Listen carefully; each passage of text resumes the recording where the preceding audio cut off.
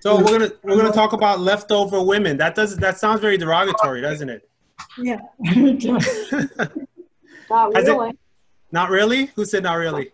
Well, it depends upon what situation you're in when you're left over. Has anyone heard that term before? No. No, yeah, never. Oh, okay, yeah. So it is relatively kind of new. So it's a shift from the Chinese culture. China is going through so many radical changes, and it's hard to keep track because they're going in so many different directions. You know, there's the old ancient world meeting the new world of technology.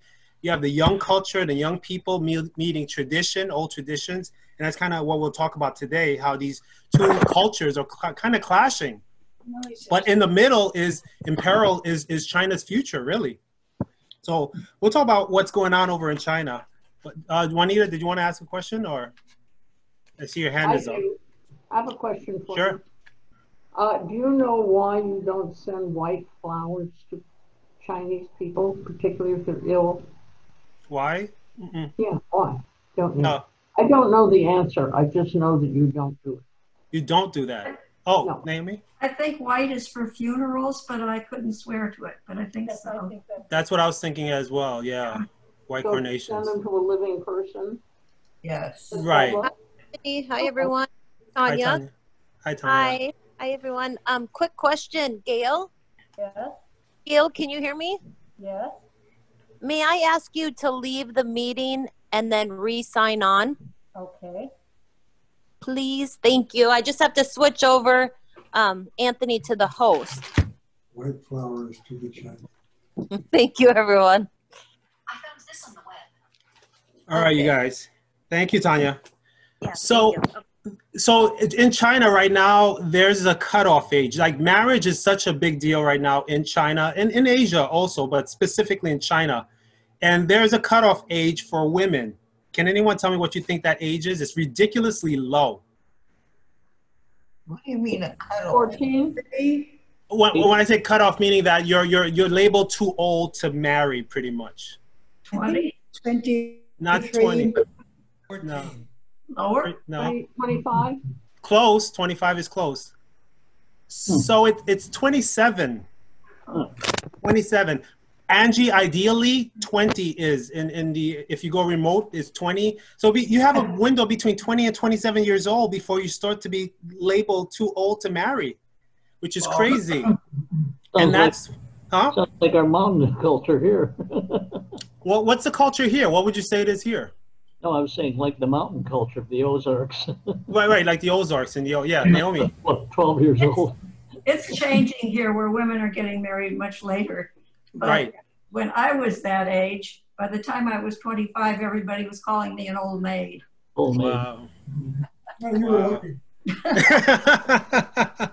You found me. Don't you think that's a little too young though, especially today's culture? I mean, I know back then probably yes, but what about today? I mean, Today, late 20s, early 30s is fine, even later. But Okay. in those days, the girls were all getting married at 18 or 20. Sure. Yeah, no, I definitely get that. And even here, what's good about here is that there is no stigma here like there is there. And that's why they created this thing called leftover women. It's created by the government to kind of stigmatize these young girls. Because what was happening is that, hold on, I'm going to mute Nancy. Right now. Thanks, bye. Okay. So what was happening is that these young girls from the villages were leaving their villages, coming here and trying to start careers. And they prefer them to not start careers, but to get married first. And there comes this thing. So they created this thing called leftover women. And no one wants to be known as a leftover woman. So there's this incredible pressure for these girls to forego their careers and get married. That's kind of what's going on right now. China has the fastest growing economy, and you know, with women comes independence, and you know, with money comes independence. And China right now is having this thing where they actually want women to get married younger and have babies versus having careers. So there's this big dilemma between the young culture right now in terms of which direction they want to go. Because, you know, you can't have a full-fledging career at 25, 26. You're just kind of getting started then. So there's also, with every culture, there's a counterculture. So we'll talk about that as well. But yeah, and it wasn't always that way. There was something called the Iron Women. I don't know if you guys ever heard of that. Well, Iron Women. So that's kind of like Iron Girls, they called them. It's kind of like Rosie the Riveter here. Yeah. Where, yeah, so, you know, the workforce in China, they were undermanned. So they had women go out there and they really helped build up China throughout the 60s and 70s. But then in the 80s, when China opened their doors to foreign investors, that's when things started to change, and these women weren't revered as much anymore. And this is where this subculture of leftover women started. So once it started to become modernized, that's really kind of when it's happened. But that's really interesting. So some of the Iron Girls, seeing this change, they're really against it. These older women who really paid the price for independence and, you know, the femininity, and now they're being ostracized in a sense. So there's two terms. There's leftover women, and there's also strong women. So if you're considered a strong woman in China, that's another derogatory term. Because they think that a strong woman is more masculine, and they rather than women to be more feminine. So there's a lot of 30-year-olds, 31-year-olds who are not buying into this culture because they're saying, no, we can have careers and we can be strong, but doesn't mean we're not feminine. So it's crazy. So it's very dangerous to be a feminist in China. It's really dangerous.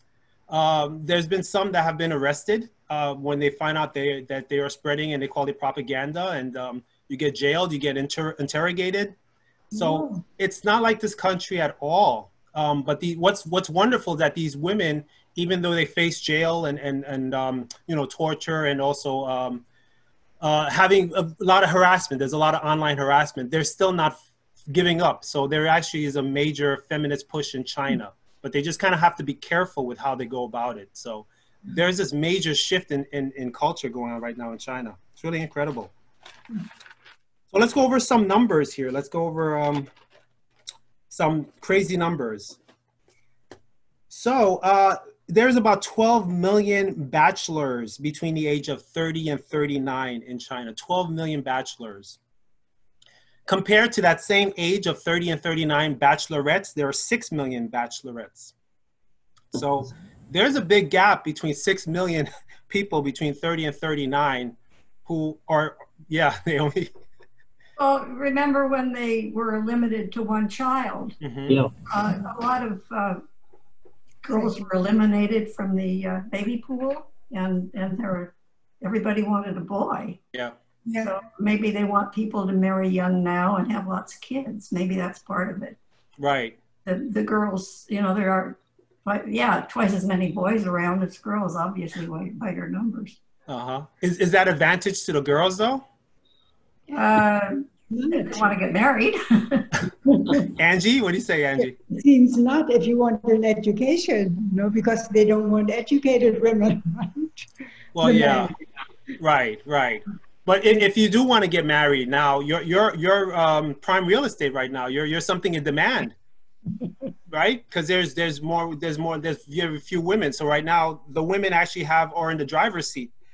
So the standards are pretty high for women who want to get married. So if a guy even wants to approach a woman for marriage, he has to have a house, he has to have a car, and he has to have a good job, mainly in the city. So that's leaving a lot of guys out who just are poor and just can't afford these things. So that's creating another culture. We have leftover man that's also creating leftover women that's also creating leftover men, which we talk about. So there's a lot of like suffering and angst in China. It's really, really strange. But right now, overall, there's 33 more men than women overall. You know, why don't we have that problem? 33 million? 33 million, they say. More men. Huh? We never had limits on the births. That's one, yeah, for sure. Yeah.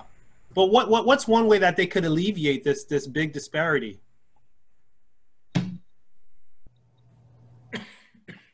I mean, the only way is immigration, really.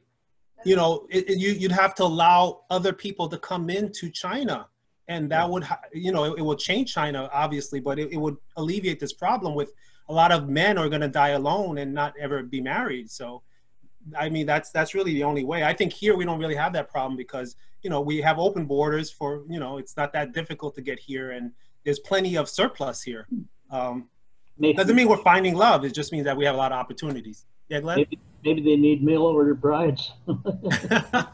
Well, the problem with this, Glenn, is that there's most of the people that we're talking about are poor. And when I say poor, it means that, you know, they just don't, China's mostly poor still. They have a rising middle class. So these guys are not the most desirable fish in the sea. The women rather to have a guy who has more money. And that's a big, big problem with Chinese. What are you going to do with the young men who just are poor but looking for mates? So the biggest business right now in China is matchmaking. That's a huge business right now. And it's kind of funny the way they go about it, because in China, if your son is unmarried or your daughter, that becomes your problem as the mother or father. That falls on your shoulder. And because their culture is the way that it is, they feel like they're failures if their son or daughter is unmarried. So that puts this immense pressure on the parents. And of course, the child feels that too. So what they're doing right now is that there's these public parks that you can go to, and you take a picture of your son or your daughter, and you put on the age, the height, all the requirements, and you go and you sit this picture on the floor or on a bench, and people go around and looking around and say, and if they like the picture, they ask about your son or daughter, and that's how it goes. And it's crowded all over China. There's these parks where people are like pushing their son or daughter, I guess you could say. It's like a flea market. It is like yes, exactly. It is like a flea market. It really is. Speed dating. Hold on, Glenn. Angie, go ahead. Or are you doing that chat? I have a question. No. Hold on, I'm gonna mute Nancy for a second. Okay, go ahead, Angie. Yeah. How is it if you meet somebody, I don't know, like a Thai woman or a Vietnamese woman, and you want to bring her in as your wife into China? I don't know, is that done? Are there problems with race? I have no clue. Han Chinese, then you have the Western provinces. There's so much, I don't know. Yeah, you know, they will prefer obviously Chinese women. I know Thai women are kind of more acceptable over there. But as far as Japanese or women from Singapore, I don't know. It's very odd. It's a very odd culture. From Japan. Yeah. What's the illegitimate birth rate? Illegitimate birth rate? Oh, it's not very high, but it's starting to become an option right now. They're starting to freeze eggs, and there's a lot of women who actually want to have just be single moms. But the thing is that the government isn't going to support you. They don't really have those programs to support you as well as they do for families, because it's built for families. Yeah. So you may struggle for a little bit. But Glenn, the people who are freezing their eggs, these are women who actually have money. So they may not have to worry about government subsidizing their finances. But yeah, it'd be interesting. Yeah. But, yeah. So the rural age, the average age is 20. So if you live in the rural areas, but there's been this mass exodus of young girls in their 20s leaving to go find better opportunities, whether it's a suitor or a job. And if you're past the age of 40, you can kind of forget it about getting married, if you're a man, especially. So in the rural areas, you have these houses where you have 6 or 7 men who are all single. They're all over 40. And they cook together, they clean together, and that's their destiny. There is no chance of them ever getting married. This is really crazy. Right. Do they like each other? They better. They're gonna be together forever, so they better like each other. But it's kind of sad, though. I mean, this is reality. I mean, we don't have to worry about that here, you know. But there, it's really sad, because these guys, you can see on their faces, they're really lonely, and they would love to have someone in their lives, but just because of their age and their financial status, they will never, ever, ever get married. Yeah.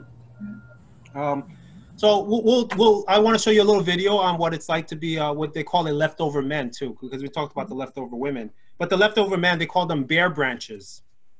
That's another bear branch. Oh.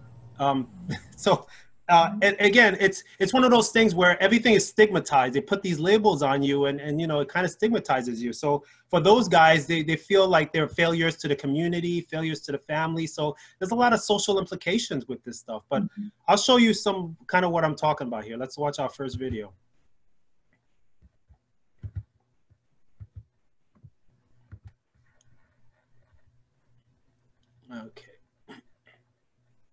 me get rid of this bar here and watch this video here. While you're doing that, white is a symbol of death and mourning. Life is a symbol of death and mourning? The color white. The color white. Oh, the white. Okay, it's death and mourning. Okay, there you go. That's right. Oh, of course you're right. All right, let's watch this video. That's why you've been married for so long, Dave. She's always right. That's right. Well, it's predicted that by the year 2020, China will have 24 million men, well, left on the shelf. It's great news for businesses like dating agencies, but the social challenges for the world's most populous country are tremendous. And Channel News Asia's Valerie Tan got a first-hand look in Guangxi, the Chinese province, currently with the most number of single men. Zhang Jun is ready to settle down, but finding a partner hasn't been easy. The 31-year-old cook is what Chinese society labels a leftover man, a bachelor who can't find a wife. 现在的女孩也是挺实在的，因为像我自身的条件就是一般嘛，好一点的女孩的要求挺高的。 就比如什么家庭啊，或者是长相啊，或者是什么身高之类的。 Zhang has become part of a worrying statistic, particularly in China's southern province of Guangxi, which has the most number of leftover men in the country. There are already 1.8 million more men than women, thanks to the one-child policy and the Chinese tradition of families favoring boys over girls. Contributing to the leftover man phenomenon is the trend of single and financially independent women like Song Leyi being more particular about who they marry. 现在我感觉现在生活这么现实，离婚率有这么高，所以我朋友都抱着要找一定要找一个称心如意的，不想走到那一步，所以就挑来挑去一直在挑。 While the women can afford to be selective due to their smaller numbers, the men are often limited by their circumstances to find a partner. Earning an average income of just under 2,000 yuan or $330, most bachelors in Guangxi find themselves financially incompatible with their more ambitious female counterparts. 因为这一边的经济不是很发达，外面的女人肯定不想嫁进来，但是广西的女人呢又想走出去。 相对来讲，这边可能就会剩男稍稍多了一点。 Lu says her matchmaking business has seen membership grow tenfold in the last 4 years, with men outnumbering women 5 to 1. But yeah, so that's kind of a little bit what we were talking about there. Wow, it's kind of tough. I feel I kind of feel, and that's just one young guy. He looked fine. He looked great. I mean, I think here, if he were here, maybe he'd find a partner, but there it's no luck for this guy, you know. She mentioned successful women, so that's another problem, is that you know, a lot of these young girls, we kind of talked about that there's a growing you know, class of successful women. There's also 1.5 million millionaires in China. 1.5 million millionaires, and there's a lot of millionaire single women in China. All right. So they are having a problem too finding a mate. So they have these weird kind of dating things where they kind of roll out a red carpet, and you know, these guys from all over are there to try to date a millionaire woman and hopefully get married. But they're having trouble too finding a mate. It's really incredible. Obviously, those guys, whoever they date, obviously has a very good job, but is not on their level. You know, so I think some are like, huh? I know the problem, Anthony. They're all the women they showed were wearing white, and according to David, that's not a good sign. Did I understand you correctly, David? Yeah, you did. I think he was referring to a flower. If you're sending flowers to someone.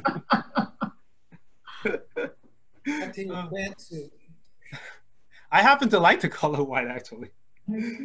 Oh, but yeah. So with these successful girls, there was a lot of them who you guys know Sheryl Sandberg, CEO of Facebook, COO of Facebook.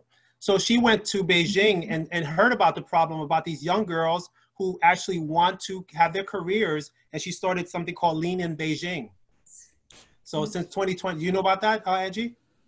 I heard about it, yeah. You heard about it? It's pretty cool. So they have thousands of young girls now who are saying, you know what, it's okay, I can have a career, and hopefully I'll get married, but you know, it's okay for me to be 30 and above and have a career. It doesn't mean that I'm less valuable into society. So I thought that was pretty cool that she created that. I know she has a Lean In program here for women. Yeah, that's some of the things that are happening in China.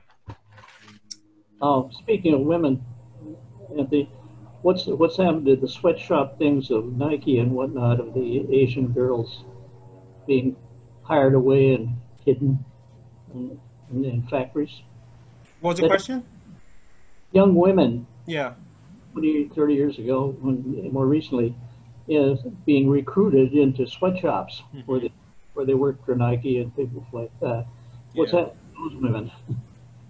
Yeah, you guys heard the question about the sweatshop and girls and hidden. I mean, and that's the thing with China. There's so much going on there. I know that a lot of them, that's kind of where they live. It's kind of like a dormitory. It's kind of like almost indentured servitude in a sense. So we can't even account for them because we don't even know who they are and where they are. So yeah, that's another animal right there. But yeah, so it's not just China. Japan is having their own issues too. Now, the way Japan is handling it is totally different from the way China is handling it. So I have a little short presentation I want to share with you. But yeah, East Asia is having major dating, relationship, love problems. They're calling Japan a sexless society because those people really, Angie, you know about that, right? You talked about that? My daughter works with a lot of Japanese people, and the man, it's so hard, really. If she could choose, she would never choose another company that works so close with Japan. For a woman, it's very difficult. What are some of the challenges for women there? You know, they don't address you. They just don't see you. And even if your boss says, you know, she's in charge, they don't talk to her. They talk above her. They never mention her name. And I mean, it's unbelievable today. Yeah. And it's an American company. Oh, is it an American company? Yeah, yeah. Oh, but run by Japanese? Yeah. So the culture is Japanese? Yeah, she has to deal with the Japanese as well. Okay. Yeah, yeah. And that's what's sad is that, again, there's like, we think there's a glass ceiling here. I mean, there it's very obvious. There's a lot of gender biases there. It's kind of sad. It really is, you know, because these girls are very they have a lot of potential. They're very intelligent women, but because such a chauvinistic society that it's very hard to be a female. And if you're successful, now you are a threat to men. So it's hard for you to get a date now. So it's like, you know, damned if you do, damned if you don't, in a sense. You know, it's kind of sad. It really is. But let's go ahead and watch this PowerPoint presentation I have for you guys. And we'll talk about some of the stuff later. So I kind of dug deep into the Asian culture, especially from a female perspective. And so it's going to be a little funny. It's going to be a little weird, but hang in there, okay? All right. So one of the things that Japanese women are doing is they're having something called solo weddings. Okay. And what that is basically for solo weddings. So, you know, a lot of women, they are having a tough time getting these Japanese guys to approach them. And when they do approach them, they're so shy that they don't go any further than just a simple, you know, hi and goodbye. So for women who want to have that dream wedding, but is okay with being single, you can now have a solo wedding. So it comes with a package where you can choose your own gown. And it's like you would go to a regular wedding, a regular bridal salon, and you try out 100 dresses, a bouquet, a hairstyle, you get a limousine, you get to stay at a hotel, and you have a professional photo shoot. It's everything that you would have in a wedding except for guests and a groom. They say that the package is designed to boost self-esteem. So when it was first introduced in May 2014, they had 30 women sign up immediately from across Japan. But what was weird is, and this is what the company didn't anticipate, oddly, half were married women who either didn't have a wedding ceremony or were not satisfied with their wedding experiences. So it wasn't designed for that. It was actually designed for single women. So they kind of, you know, rebranded themselves and the word got out a little bit more. So now women are now, you know, 35, 32, and they're signing up to have a wedding just by themselves. The main reason for creating it, the company says, was to encourage women who live alone, but still feel fulfilled, but they're just single. So they want to have that experience. So that's kind of the ad right there in the bottom right. You see that? It's called Solo Wedding. Yeah. Yep. So in Japan, you can also rent a boyfriend.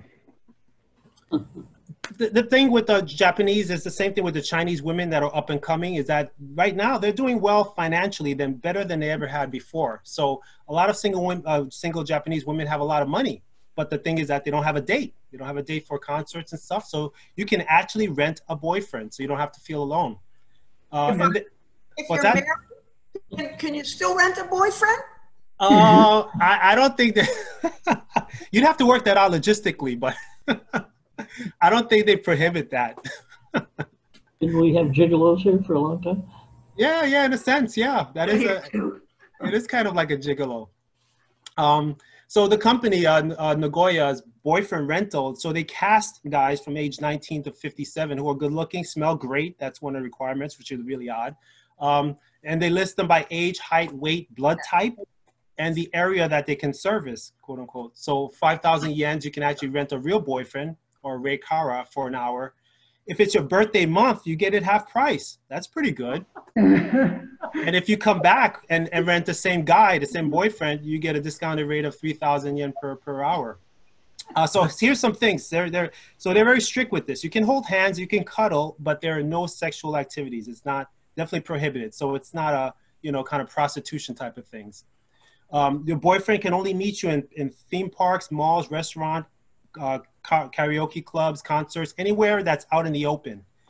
You cannot have them come to your residence, your private hotel room, or anywhere isolated. So they're very strict with that. And I don't think they have to worry about that because Japan is so sexless that I don't think that's a big thing. I don't know if that would work here in terms of no sexual activity, but there it definitely does. So many women say that renting a boyfriend brings them feelings of happiness and delight to be with someone, even just for an hour. So it's actually working. It's actually working. This country, we call them gigolos. Yes. They definitely do call them gigolos. You can rent a host or a sheep. There are other options. So you can have a host or a sheep boy. So a host is a handsome guy where you go to these fancy bars and when women want to have a drink, but you know, again, there's no guys you can say, hey, let's have a drink. So you go there and you see a guy that you like and you say, hey, would you like to have a drink with me? And that's the guy who's going to spend time with you that evening. His job is to get you to keep buying drinks. So you're buying drinks for two. So, you know, if you're having 3 servings, now you've consumed 6 drinks. And that's kind of how they rate them, is how many drinks he can get a woman to purchase for the night. So the bar makes money that way. And the woman doesn't feel lonely. She has a friend, you know, even if it's rented. Now, sheep boy is a little bit different. So a sheep boy can actually come to your house and he'll cuddle with you. And you can watch a movie on Netflix together and he's going to hold you and you guys chat. And again, you kind of share your problems with him. So he's almost like a psychotherapist in a way. Again, sexual contact is strictly prohibited. But it's not just for women. There's option for men too. And we kind of talked about that, about these sex dolls. I mentioned that before, companion dolls. So these are life-size dolls, and they get better every year. They become more real. They're made of pure silicone, and they cost around $6,000. And Japan sells 2,000 every year. Yeah. Look at that on the bottom left. You know, if you kind of looking quick, you would not know that that's a doll. Can you guys see that? The guy in the bathtub. Yeah. I mean, that's how real these dolls are. This guy's having a picnic in the middle with his doll out in the public, and he's sharing something. It's like, you know, I don't know, scene out of a movie here, but that's him right there. So he says, I'll never date a real woman again, he says, after getting his own doll. Easier. So, that's a doll. So it was originally for, you know, disabled people, widowers who are lonely, but it's now become popular for men who have fetishes with dolls and guys who just don't want to dealing with regular women. And this is the quote from this guy here. He says, "Human beings are so demanding." He's 62. He has framed pictures of his doll on his wall. He says, "People always want something from you, like money or commitment, but my heart flutters when I come home to see Ciari." So he's in love, you guys. And, you know, this is this is actually very popular in Japan. A lot of the Japanese culture are blaming these men. Obviously, he's 62, he's a little older, but a lot of young guys are using these as options instead of, you know, picking up a regular women. So Japan is blaming these men for the lack and falling birth rate, because we talked about Japan having a falling birth rate. We use them for the carpool. Yeah, right? Until you get pulled over. But yeah, that's a good one. So let's go over to South Korea. Let's see, because in South Korea, there's another culture movement happening in South Korea with younger girls. But theirs is very superficial. It's based on beauty. So South Korea is now being called the plastic capital of the world. Tourists are flocking to Gangnam to have cosmetic surgery done. So do you know who's number one in terms of plastic surgeons and surgery? What country? I thought it was Brazil. They're number 3. Yeah, you would think. They're the cheapest, but who do you think is number 1? You guys, huh? I thought it was U.S. It is the U.S. Yeah, we are number 1, you know? We definitely are number 1. And then China is number 2, and then Brazil is number 3. Yeah. So the most popular thing, the surgery is called the double eyelid procedure. Have you guys heard about that? Like Chinese women not really liking their eyes?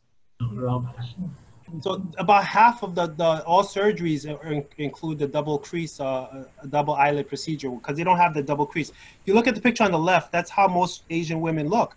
This is a girl on the right after the surgery. So a lot of women want to have that look on the right. You can get that look by using a tape, double-sided tape, which is what a lot of Asian women use, but they have to put that on every single day. So 1 in 3 South Korean women have plastic surgery, have this specific plastic surgery. 31% are between the ages of 19 and 29. So a lot of these young girls are going under the knife to have plastic surgery. Yeah.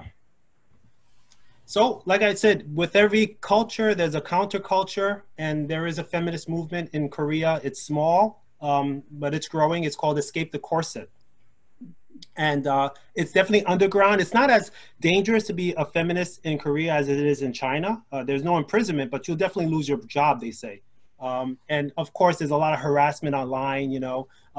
There was one Korean singer who made a song about feminists and telling them that they want to be guys and stuff. And he did apologize after that, but then, you know, he kind of backtracked and made another comment. So it's one of those things where people don't really like feminists. They don't call themselves feminists. They don't think that they are. They're kind of just pro female gender and pro equality. And they're saying that it's okay to have long hair. It's okay to wear makeup. And you don't have to wear a dress to be considered feminine. That's their motto right there, you know? But South Korea, they have this major push for beauty and for plastic surgery. Can you guys see the pictures on the bottom left there? I mean, these two are from the subway. There's literally picture after picture after picture of, it could almost be the same girl, but these are different women. And this is all over Korea. It's not only the women, but there's these young guys who look pretty and all this other stuff, and it's plastered in front of you all the time. And this is what's making these women really focus so much on beauty. This is that's another big industry, is the makeup there. That's the picture on the right there. So that's what's kind of happening in South Korea. And this is where now it's getting a little tricky now, okay? We're gonna talk about North Korea right now and what's happening, how South Korea is now filtering into North Korea. It's very interesting. So we know North Korea are very locked down. There's access to the internet and cell phone is heavily restricted. The state government decides what you're gonna see. When Kim Jong-un came into office, a lot of young people thought, yes, you know, there's gonna be change. He's young, he's a millennial. He's gonna change the country, right? So they had a lot of hope. But guess what? He turned out to be just kind of like his father or grandfather, really. Just an extension of them. Mm-hmm. So He started tightening the border, made it tighter, the Chinese border, and increased punishment for anyone who's trying to escape. And that started to disillusion the young people because they said, hey, we really thought these things are going to change in North Korea. So this led to this secret thing that's going on right now, is the smuggling of pop culture into the country. This is a huge thing right now. The South Korean beauty is called K-beauty. It's $13 billion industry. And it's made its way into North Korea via smuggled products, which is very dangerous, but they're able to get some lipstick, mascara, some masks into the country, and also download it on USB drives. So people are now, North Korean, are having an idea that this world exists where women can actually be beautiful, feel beautiful. It's really crazy. Anyone caught smuggling any of these goods into the country is definitely going to be in prison. So they take a lot of risks there. But guess what? If you give one person a USB drive, about 10 or 20 different people are going to have that copy because they want this stuff so badly. They want to know what's going on in the world. I can only imagine what it's like to be in a country where you have no idea what's going on, even next door. It's very tough for a Korean woman. It's tough to be a North Korean anyway, but for North Korean women, there's no rights at all. So they tell you what kind of haircut you can have. You cannot dye your hair. State issued guidelines that specify which kind of haircuts you can have, how long they can be. And this is all approved by the supreme leader. So when you go to a beauty salon, they show you a menu and you literally have to pick from the menu. You can't say, oh, make it 2 inches shorter or whatever. You're going to pick out a number, you're going to pick out a cut, and then they cut it for you. Any deviations from that leads to public shaming or even arrest. You could even get arrested by having bangs where, there's no bangs allowed. So it's really crazy. So let's talk about the South Korean invasion of North, all right? So somehow the word got out that beauty products from South Korea are available and that women can actually wear makeup. So it's really interesting. So I was watching a video with one smuggler, a female, and she says she gets thousands of orders for makeup from North Korea, thousands, okay? And this is all underground. The thing with them is that they don't know what it's called. So they'll tell you, can I get the stick that makes your lips red? Or can I get the thing that makes your cheeks glow? Because they don't know the word lipstick. They don't have any idea. They just see these pictures and they say they want these things. So it's really funny. But this is all part of something called the Korean wave. There's something called the Korean wave. So in South Korea, you have these boy bands and girl bands. I don't know if you guys are aware of that. I know it's a very young culture. It's called K-pop. That's the music it's called. And then there's K-drama and there's films. There's all these pro-Korean, South Korean movement, young movement. And also K-beauty, we call it. So it's actually sponsored by the government. I didn't know that. So it's a government strategy to export Korean culture and build international influence. It's something they call soft power. It's the power of attraction versus hard power, which is militaristic. And this actually has brought tens of billions of dollars into the South Korean economy. I thought that was pretty cool. So let's talk about what happens when you smuggle or caught smuggling. They don't only arrest you, they arrest your entire family. That's the sad part. If they find out that you smuggled a lipstick or an eyeliner, they arrest your entire family. And then they charge you with espionage. That's the cover charge. We've heard about these camps or these places where they put people who go against the government. Newsweek magazine says punishments include flamethrower executions, so you can get executed by flamethrower. We know about the death camps. There's famine where people have had to eat rats just to stay alive. So it's really not a place that you want to be, obviously. We know that they exist. We've seen satellite images, but the state continues to deny these existence. And of course, they won't let the UN visit these places. They estimate about 200,000 North Koreans are held in these camps today. Just for smuggling a lipstick or smuggling a USB, you can get arrested and tortured. So this is really funny, you guys. So Kim Jong-un, he figures out women are wanting cosmetics. So if you can't beat them, you join them. So in 2018, he said that North Korea will offer the best cosmetics in the world. So he remodeled Pyongyang cosmetics factory, and he ordered 140 samples from around the world, Chanel, Yves Saint Laurent, all the top brands. And he had the company analyze them and make their own version. It's called the Unhusu line. And they say that this is what they say, it's running neck and neck with Shiseido, and Chanel. I don't obviously believe that because these are high-end brands. But they say that it even outperforms Chanel on safety, largely because ingredients are sourced locally and contain abundant extracts from plants and animals that grow or live in North Korea. This is an official statement, you guys. So that's Kim Jong-un testing out. I don't know, do you guys think he knows anything about beauty and beauty products? But his sister sure does, though. Yeah, his sister sure does. Not a sister. So sister is known for killing people. Yeah, but he is a very attractive killer. So I wanted to share that. I thought that was really interesting. You know, it's crazy. It's insane that North Korean women or the word's getting out now that they want these products. So now the government is offering a lot of these products now, and it's selling for under $100. So it's not that expensive. It's actually in demand. They say their eye cream and their anti-wrinkling cream is actually in demand worldwide. So they're doing something right, I guess. But that was interesting how he conceded. He said he realized you can't stop this wave coming in, so he's going to create his own products, right, Angie? Isn't that interesting? I think that's good. You know. You think that's placating the he's kind of quelling this hunger for. Hopefully. Yeah. I mean, at least it's safer. Mm-hmm. Yeah. It was so dangerous. Can you imagine what it's like, though, to live in a country you have no idea that there's another world that exists? Yeah.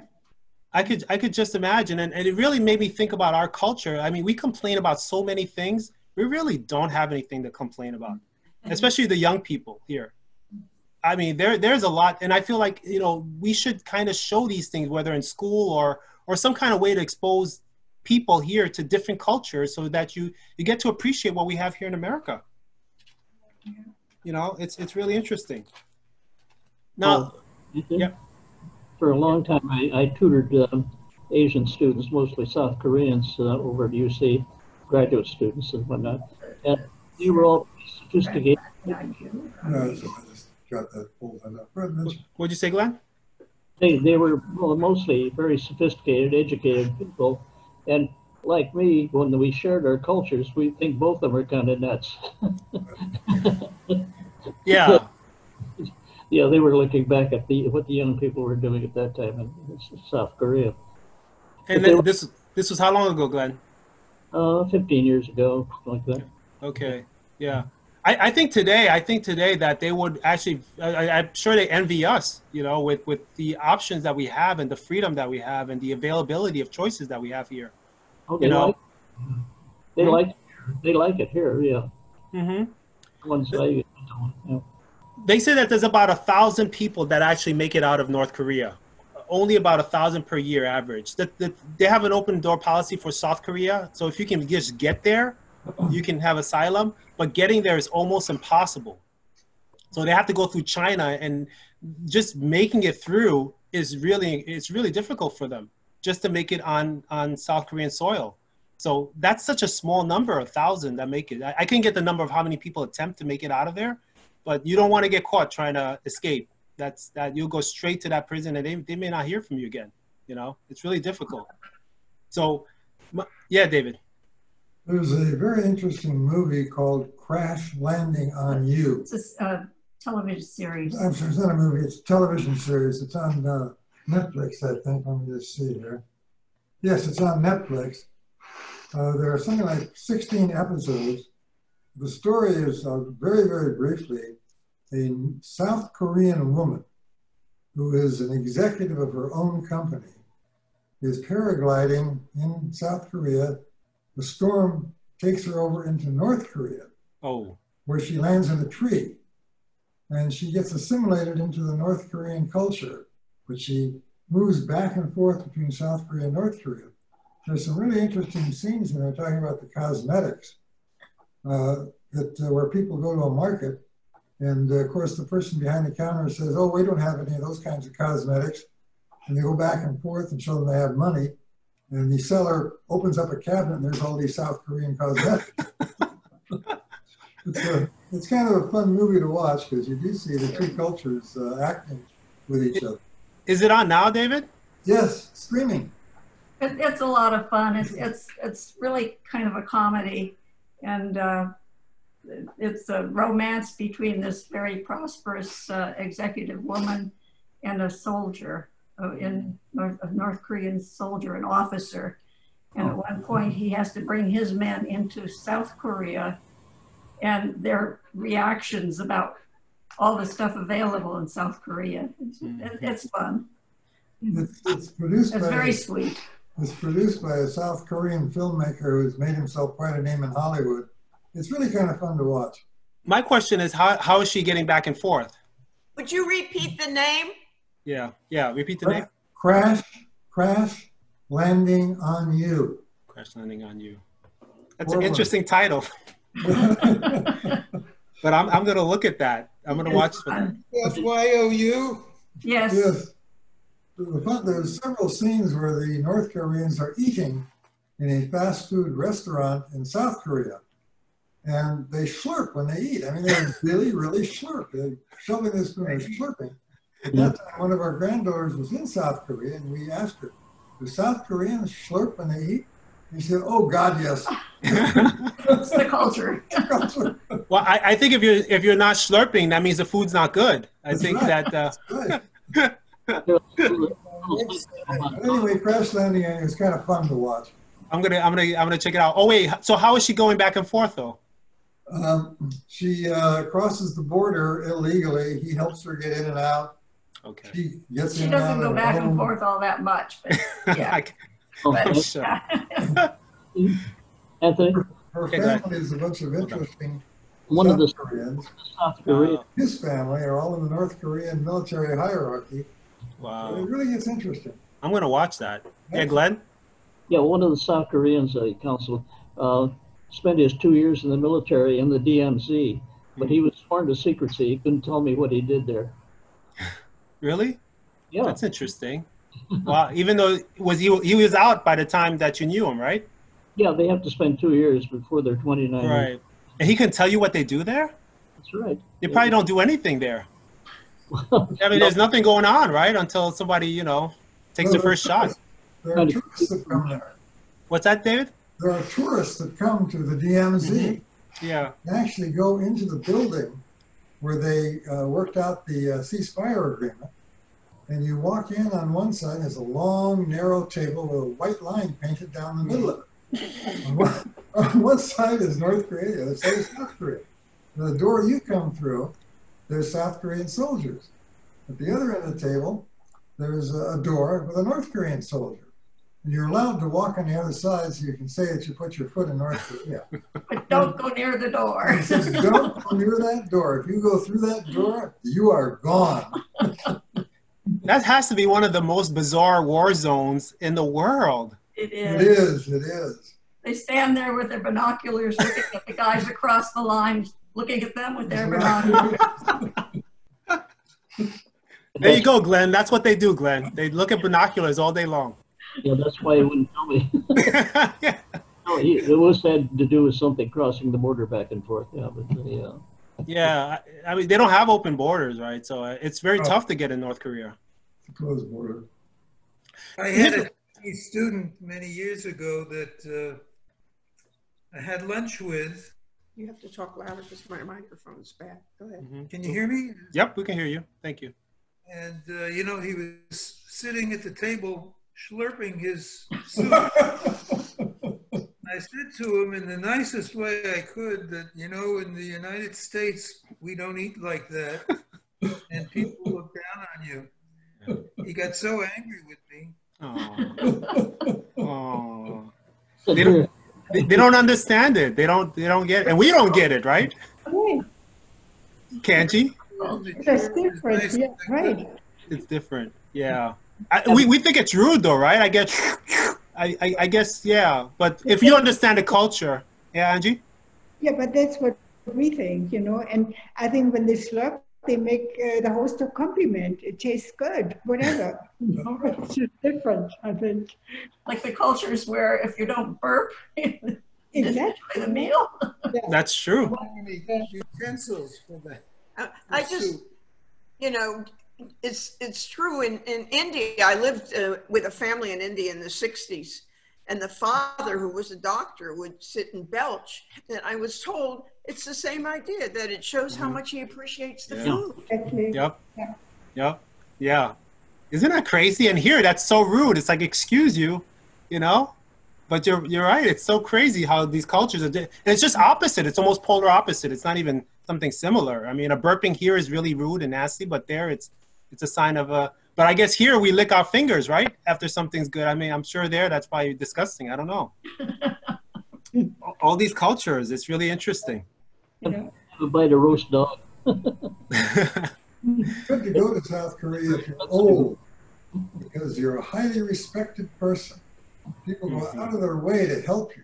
Yeah. It's wonderful being old in South Korea. Wonderful. Yeah. Or Japan, or yeah, most Asian countries. Most Asian. Now we talked about Japan and the falling birth rate. So there's going to be a big problem with the seniors right now because they have the largest accumulation of seniors there, larger than any other country. So if they're not having sex, which they're not having babies, what's going to happen? Right? So we got to think about this. This is the complexion, how the world is changing within the next 20, 30 years. There's going to be these population problems, you know, with China, with the one-child policy, and you're going to have 4 or 6 families that you're going to have to take care of. The state or the government's going to have to take care of. What do you think is the solution there, especially with Japan, because it is a serious problem? What do you guys think? It is. Birth rate is down in our country too. Yeah, but you know, not too bad right now. We're okay. Yeah, it is down, but not like these guys. Wow. Glenn, what were you gonna say? No, I was just agreeing that we need to do something. That oh, I know what I was going to say. Now let's change the subject. Let's finish this one. Okay. Well, I was just going to mention from the research that I've been doing, and we talked about population overpopulation, is that on a whole, the Asian population is going down, being led by Japan. So you could have a population collapse in a sense, you know, unless, you know, either people are going to die off or the government is going to have to absorb all of these, you know, these seniors, and where the resource is going to come from. So this is actually a serious problem, you know. I never really, that was a big surprise to me. Gloria, did you want to say something? Oh, I was just, I'll think out loud. Trump could send all the immigrants over there. Then they have more people. Honestly, I mean, it sounds funny, but immigration is really the only solution, because where are you going to get people to replace people who are not there right now? Yeah. And Japan. China doesn't have a current population problem. They don't have a population problem, you said? They have so many people in China. What is it, 1.4 billion? Oh, yeah. In China, yeah. Well, but there's a big disparity right now between men who want to get married and women who are just not available. So it's going to eventually catch up to them. Probably not as bad as China, but it will. I think there's 300 million seniors that are going to be unaccounted for because you had one-child policy. Think about this. You have 2 parents, 1 child. Let's say that child dies young. Now you have 2 people that have to be accounted for when they become seniors. China has they live long. So it's not just 2 people. Now you have the 2 grandparents on either side. So that's almost 6 people from 1 child that has to take care of. So it's really interesting. This is a real problem there. Social Security is getting that way here. It is. The number of workers per it's getting very small. Right. Well, you know, the baby boomers, we're going to see what happens with the baby boomers. We're really going to see, because I don't know. They're saying Social Security may not be available at 2035. Full Social Security. Have you guys heard about that? Yep. I don't believe it. You don't believe it? Nope. Okay. So you think the money's there? Yep. I think the actuarial portion of it is. The pension portion. Now, the medical portion, Medicare and so on, which are funded out of Social Security, that may be a different story. Mm-hmm. So the healthcare system is going to take a big hit. Oh, I think so. Okay. Yeah. But you believe it will be 100% funded in Social Security? Yes, I think the pension portion will be. The pension portion. That's if you had pension, right? Yeah, you know, if you've worked 40 quarters or whatever it is, you're eligible for a pension. Yeah, well, because they don't do that anymore. So I have to find out when they stopped offering pensions. I don't know if it was the 80s or 70s. There was a time when they stopped offering pensions. Well, I call the standard amount of money we get every month my pension. When it comes to Social Security. Okay, yeah, because that's a little bit different. That's guaranteed. Yes. Yeah, but this Social Security is it's government funded. We paid into that, and we're actually supposed to grow that interest. And they're saying that when the government needed money, they tapped into that fund, which they were not supposed to. That's kind of why they're saying that 2035 you'll probably get 70% of your check. I don't know. I hope it's not the case, because that's going to really create a lot of problems for these baby boomers. As you guys know, a lot of them did not save money. And so what makes you think we did? Or we wouldn't be here. That was the George Bush Jr. program. Did that go through? And has that happened in American industry, that people don't get pensions anymore? Yeah, they don't give pensions anymore. No. 401k. Yeah, either 401k. So you have to pay into that, and they'll match it for you. And there's all these penalties. Yeah. But yeah, you guys were lucky. I mean, it's all about timing. I think you guys, but you paid the price also. You definitely went through a lot, but now you guys have pensions. The housing prices, you guys kind of benefited from that. It's the whole timing thing. Who knew that was going to turn out this way, right? But now, you can't find these kind of bargains where, your house is going to be worth 6 figures, where you paid 5 figures for it. So we'll see how that looks, We'll see how that looks. Can I do a brief survey here of the group? Yeah. Remember the $1,200 that they were giving out 3 months ago? I got mine yesterday. Did anybody else get that? A check from Social Security for $1,200? 2 months ago. Glenn, what did you say to get it? What? What did you have to say to get it? Didn't do anything. It just came in the mail. That's a stimulus check you guys talk about, right? Yeah, right. Stimulus check, okay. All you have to do is give them a bank account, and they transfer it right in. Okay, and that's a one-time thing, right? That's what it was, yeah. So really, Canada is offering like $2,000 for everyone per month. I mean, we're only getting $1,200 one-shot deal. That's crazy. Yeah. And a lot of people haven't gotten it. I didn't get mine, so. No, I don't know many people that have. No. So I hope you guys spent it wisely or saved it. No, you blew it. I bought back some of the stock in myself.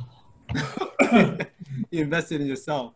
So here's my question. I wanted to ask you guys about North Korea. Now, how do you think, do you guys think North Korea will ever change? And if you do, how will that change occur? It may change by the death of the guy who's there. Well, his sister was going to take over, right? Yeah, anytime change comes along, strange things happen. When Stalin died, that's when the Soviet Union started turning. Mm-hmm. That's true. Yeah. What was I going to ask you? Did you hear that he had actually died? Did you guys hear the rumor of that? Yes. Yeah. What do you think about, no, Janji, you're like, no? I heard about that too, but I mean, it's always rumors and getting something in the news. Okay. What about you guys? You guys believe that, Naomi? Well, he's appeared since the time he was supposed to be dead. Yeah. Right. Yeah. So he's risen from the dead. Do you believe in doubles? That these politicians, they use doubles, right? Yeah, well, that's a possibility too. Yeah. Yeah, Joan. Yeah. Even cut their hair like that though, but yeah, I think Saddam Hussein used doubles. Yes. Yeah, he had a few doubles. He did. Yes, he did. Yeah, I remember that. Joan is getting a kick out of this. Yes, Joan, they use doubles. They use clones too, but we won't talk about clones. So you say eventually it will change after he dies? I think so. Okay, because he's very young, so he could be around another. He always wears black, so you know he's alive. I was gonna say, huh? I think it'll change just over the years because things do change.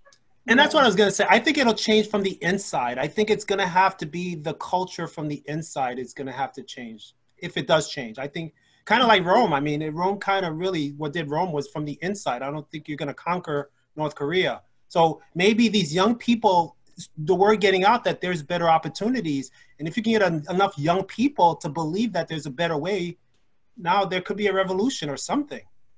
The lipstick revolution. The lipstick revolution. The lipstick. Hey, yeah. If you have happy women, Glenn, you're gonna have happy men. So it's a win-win for everybody. So, but I just kind of thought about that, and I said, wow, if North Korea does get done in, it'll have to be from the inside, And this. No? I don't think that's going to happen. The reason I don't is because of Syria. What happened in Syria? That guy, what's his name? The dictator in Syria. Bashir Assad. 4 or 5 years ago, that civil war started, the revolution. Everybody wanted him to leave. He said, no, I'm staying here. And he got the army to rally around him. And they killed their own people. And he's still in power. Yeah, but eventually. Well, everything eventually happens. He got the Russians to defend. I mean, East Germany, it started from within, but the churches really. That's true. East Germany is a good point. And there was also the division. It was like Korea and Germany, the division. Yeah. That's a good example. But at one point, you never know. Yeah.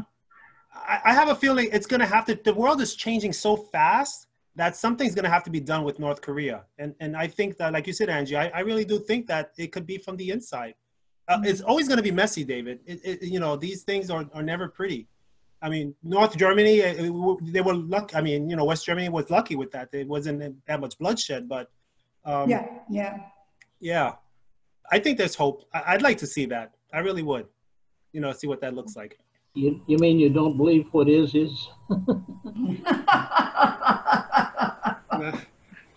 That's the way it is. We'll see. Anyone want to share any ideas before we wrap up?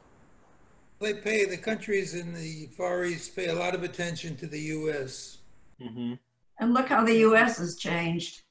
Yeah. Have we? I don't know. Maybe. Oh my God. Tell us, Naomi. Tell us how. What were you talking about? Oh, a lot of the progress. Blood pressure. Take a breath. Take a deep breath, Naomi. Dangerous. Never mind. No. I want to hear. I want to hear your thoughts. Well, a lot of the progress that had been made up until 3.5 years ago is down the tubes now, and things have gone off in the wrong direction. I think you're right. You're right. They're not going to follow Trump. Mm-hmm. Yeah. Yeah, you're right. I mean, we'll see what happens in November, but I don't. Yeah. Not in the bag. It's going to take. It's going to take many years to make up for what has happened. How many years do you think, Angie? You believe that too? Yeah. And if Trump has another term, I think it will take a generation. I really think so, because now it's the wild card in the world from, in my eyes. And I think it would take a couple of years. At least. Do you think that I know we're kind of going and we're a little bit over, and do you think he's fully to blame here? No. No, it wasn't the situation. You think that he kind of exposed what has been hidden? Because, right? A lot of that, yeah. A lot of that. And that's really the only way to clean house, is that you have to know what's there in order to clean house. And I'm just kind of playing devil's advocate because, he is not a dictator. Even though he may act like one, Americans are still independent. So if they're following him or some of the policies, then there's got to be some kind of belief and thought that they subscribe to. We just didn't know about it, But yeah, I don't know. It's going to be very interesting. But again, in order to create something new, you got to break apart the old. So if it's what it took to expose, some of the ideologies and mentality of some people, then that's what we're going to have to go through. What scares me the most are those young federal judges. Those many judges that they put in. Yeah. The right. And it's going to take time for them to show. Yeah, we'll talk about that. We'll have probably a class and an open discussion about that. Yeah, that'd be really interesting. Well, hang in there. Let's stay positive. I know these are very challenging times. I appreciate you guys all for joining. Naomi, Tomas, Angie, thank you. Joan, thank you so much. Jay, I'll see you guys next week. Ruth, Juanita, Glenn. Enjoyed your book. Thank you. Oh, thank you, Angie. We got to talk, okay? Yeah. Yes, we have to talk. And I missed you last week. Bye, Molly. Okay. I'm glad you next joined week. us. Okay, Yeah. see you next week, Angie. Bye. Bye, David. Bye, Take Ruth. care, everyone. All right. Take care, everyone. Bye-bye. Hang in there.